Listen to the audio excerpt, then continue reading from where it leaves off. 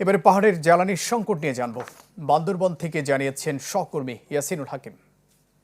পৌর এলাকায় বান্দরবান জেলা শহরে যে 4টি ফিলিং স্টেশন রয়েছে, 4টির মধ্যে 3টি ইতিমধ্যে বন্ধ রাখা হয়েছে এবং তেল অকটেন না থাকার কারণে তারা তেল সরবরাহ করছে না। এই পেট্রোল পাম্পে আমরা দেখেছি সকাল থেকে দীর্ঘ লাইন, যেহেতু তেলের জন্য বিভিন্ন জায়গা থেকে আসলে বাইকাররা যেমন এসেছে, পাশাপাশি বিভিন্ন দুর্গম উপজেলা ইউনিয়নগুলো থেকেও আসলে আমরা দেখেছি মোটরসাইকেল নিয়ে তারা কৃষি কার্ড দেখিয়ে বিভিন্ন জায়গায় কৃষি সেচ জমিগুলোতে সেচ দেওয়ার জন্য তারা আসলে অকটেন সরবরাহ করতে। বান্দরবানের পদ্মা, মেঘনা, যমুনার যে ফিলিং এর ডিপোগুলোতে তারা যে পরিমাণ চাহিদা পাঠাচ্ছে, সেই চাহিদা অনুযায়ী এখন তারা আসলে মজুদের যে তেল প্রয়োজন সেই অনুযায়ী তেল পাচ্ছে না। তাদের যে চাহিদা পত্র তারা প্রেরণ করছে, অকটেনের পরিবর্তে ডিজেল দেওয়া হচ্ছে। অনেক সময় এই জায়গাগুলোতে তারা 10,000 লিটারের চাহিদা দিয়ে তাদেরকে 3,000 লিটার বা 4,000 লিটার তেল দেওয়া হচ্ছে বলে জানিয়েছে।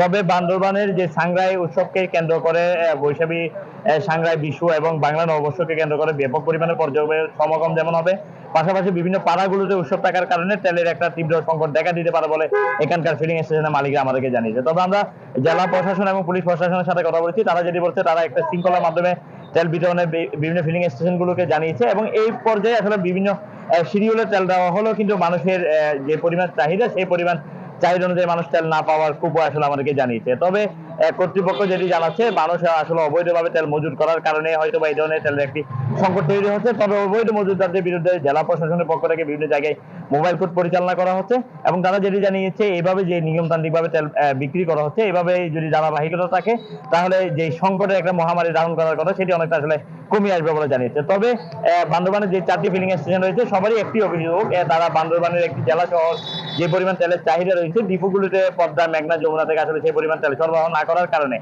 সাংগ্রাইকে কেন্দ্র করে একটা তেলের সংকট তৈরি হতে পারে।